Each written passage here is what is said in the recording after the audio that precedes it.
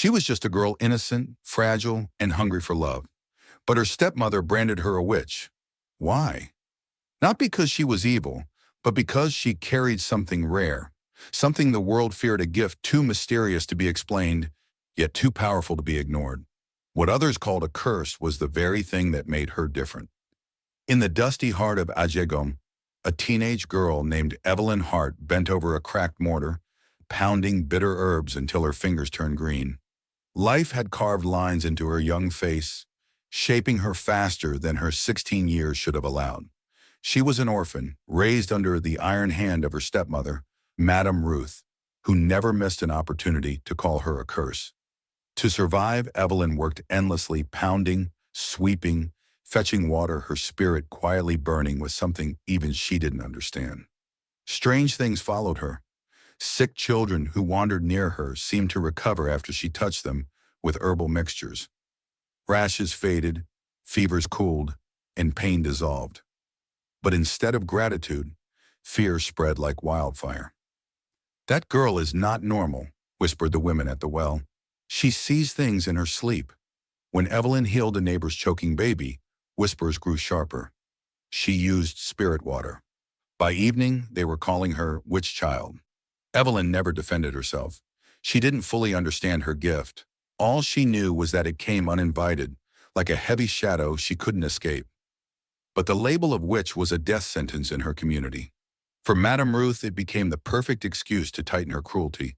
And for Evelyn, it became the beginning of a journey she never imagined, one that would carry her far beyond the dusty compounds of Eshegunle into the glistening gates of Banana Island, Lagos. Across the city, in the marble-clad mansion of Banana Island, Sir Jonathan Cole, a billionaire with more money than most Lagos politicians combined, stood in his private gym staring at equipment imported from Italy.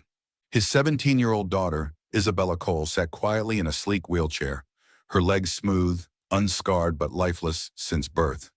Jonathan had spent millions searching for a cure. Neurosurgeons flew in from Germany, orthopedic experts from South Africa, even spiritualists from Ghana. All had failed. The latest report from a Swiss clinic had crushed his heart. "Your daughter's condition defies science. She may never walk." He didn't tell Isabella, but the silence at the breakfast table revealed his despair. Imported fruits and golden cutlery could not cover the emptiness he felt when he saw his daughter pick at her food without appetite. "Would you like to go out tomorrow?" he asked gently, forcing a smile. Isabella tilted her head, surprised. "Out? Yes, maybe to the park, to see people running." She nodded slowly. "Okay, Daddy." But Jonathan's chest tightened. Watching others walk while his daughter couldn't was like being cut by a blade. Still, he promised himself one thing: he would never stop trying. That same evening, Evelyn sat outside her stepmother's clay-walled hut, stomach aching from hunger. She stared at the night sky, but before sleep came, her mind filled with an image so sharp it left her trembling. She saw a man in a black suit, grief carved into his face, standing beside a pale girl in a wheelchair. In the vision, Evelyn stood before them and said the impossible. "I can make her walk." She gasped awake, her heart hammering. "Mama Ruth," she whispered, rushing inside. "I saw someone, a rich man, his daughter in a chair. I think I am supposed to help them." Ruth's eyes darkened, her hand quick as a whip. The slap cracked across Evelyn's cheek. "You want to deceive rich men now, eh? So they will serve you food while you charm them with your witchcraft?" Evelyn tried to explain, but Ruth silenced her with another blow. That night, Evelyn lay awake with her face swollen, but her spirit alive. The vision hadn't felt like a dream. It was a command. Somewhere in Lagos, a girl waited for her, a girl whose destiny was tied to hers. Evelyn didn't know how or when. She knew one thing: the world was about to change. 2 days later, news shook Ajegunle. Chief Adewale, a respected elder, collapsed suddenly in his compound and died. What made it terrifying was Evelyn had spoken of it before. She had warned Ruth that she saw him clutching his chest in a dream. Nobody listened. Now whispers turned to shouts. "She killed him!" By sunset, angry villagers gathered at Ruth's compound. Drums of rage beat louder than reason. Bring her out! The witch must leave! Ruth wasted no time. She dragged Evelyn to the doorway, threw her torn nylon bag at her feet, and spat, "Go and live among the spirits you talk to." Evelyn didn't cry. She picked up her bag and walked away barefoot, mosquitoes biting her legs as she found a corner of the market to sleep. That night, visions returned clearer this time. The man in the black suit, the wheelchair girl, and her own voice saying, "I can make her walk." Evelyn pressed her knees to her chest.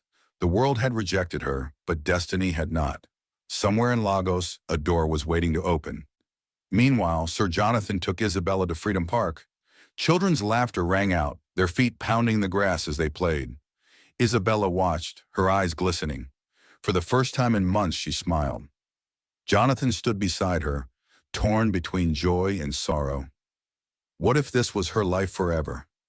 Not far away, Evelyn wandered from the market to the park gate, weak from hunger. People avoided her ragged figure, whispering, "Isn't that the girl who killed Chief Adwell?" She ignored them. Something in her chest was pulling her here.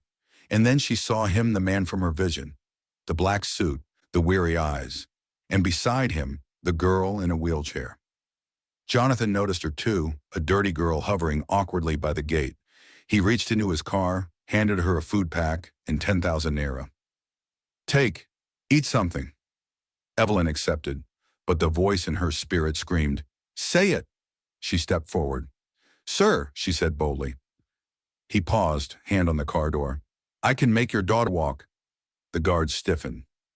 Jonathan froze, staring at her. "What did you say?" Evelyn repeated calmly. "I can make her walk." His driver scoffed. "Oga, ignore her. This one is mad. Ritualist." But before Jonathan could dismiss her, Isabella leaned forward. "Daddy," she whispered. "She looks familiar. I think I saw her in my dream too." Jonathan's chest tightened. Isabella had told him of a dream just days earlier where she walked across grass toward him while he cried. Could this ragged stranger be part of it? Fear wrestled with faith. Finally, Jonathan made a decision. "You'll enter the car, but we'll search you first." Evelyn raised her arms. "Search me. Chain me if you want. I have nothing to hide." And so, with disbelief thick in the air, Evelyn rode with them through the gates of Banana Island. As the car approached the mansion, she whispered a silent prayer. This was it. The moment her vision had been pointing to all along. Inside the mansion, Jonathan's staff stared in shock at the ragged girl brought inside. Guards searched her bag, only a wrapper and a worn notebook. Nothing dangerous. Evelyn ignored their whispers and walked straight to the garden. She knelt near a neglected bush and pulled out a reddish root. "This," she said, holding it up, "will make her walk." The doctor scoffed. "A root? Sir, this is dangerous. It could kill her." Evelyn broke off a piece and chewed it. "If it were poison, I'd be dead already." Isabella wheeled closer, curiosity glowing in her eyes. "It smells strong." Evelyn nodded. "Faith is stronger." Jonathan trembled. Was he really about to risk his daughter's life on a stranger's word? Isabella answered for him. "Daddy, I believe her." Against every fear in his chest, Jonathan allowed Evelyn to prepare the potion. For the first time in years, hope flickered. The thick brown mixture boiled in a stainless pot. Evelyn poured half into a glass and handed it to Isabella. Silence filled the mansion. Guards shifted nervously. The doctor muttered protests. Jonathan stood frozen, watching. Isabella lifted the cup to her lips and drank. Nothing happened immediately. 10 minutes passed. 20. Then Isabella yawned, sleepy. Jonathan rushed forward. "Are you dizzy? Is your heart racing?" She smiled faintly. "No, Daddy, just tired." She drifted into sleep, and Jonathan carried her to bed, his heart splitting between hope and terror. For days, Isabella slept deeply, waking only briefly. On the third day, she whispered, "Daddy, my feet feel warm." Jonathan fell to his knees, tears in his eyes. Something was shifting, though not yet complete. Evelyn sat quietly in the garden, whispering to herself, "Miracles take time." By the fourth morning, Jonathan was near despair. He had canceled meetings, shut off his phone, and barely eaten. But at 7:42 a.m., Isabella stirred. She sat up quickly, breath short. "Daddy," she whispered, "I need to stand." The nurse panicked.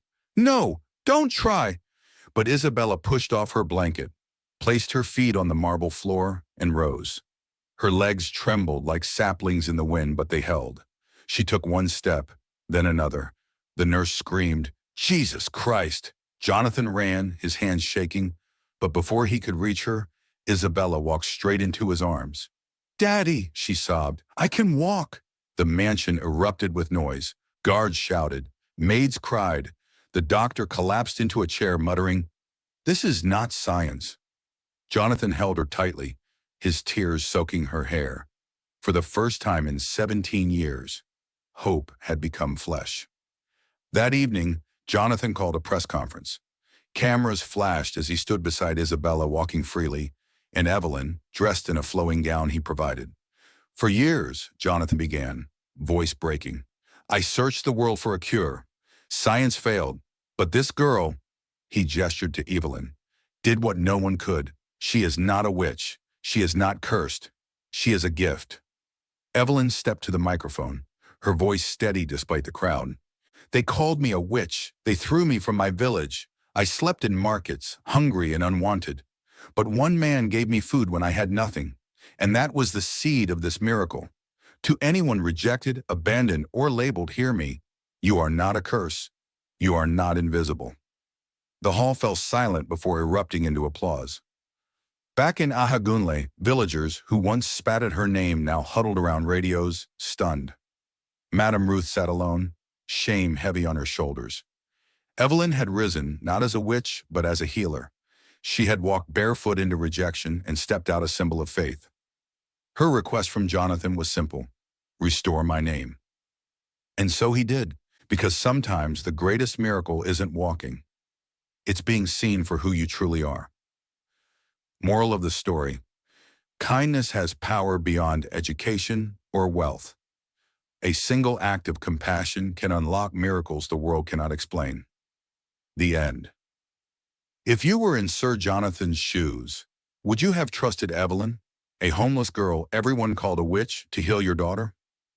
Share your thoughts in the comments. We'd love to hear from you. And don't forget to subscribe so you never miss powerful stories of faith, hope, and miracles like this one.